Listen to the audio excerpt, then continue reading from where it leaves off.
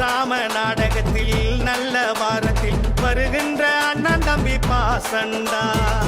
எத்தனை பிரிவுகள் எடுத்து வந்தாலும் நீதானே எங்களுக்கு தாசண்டா.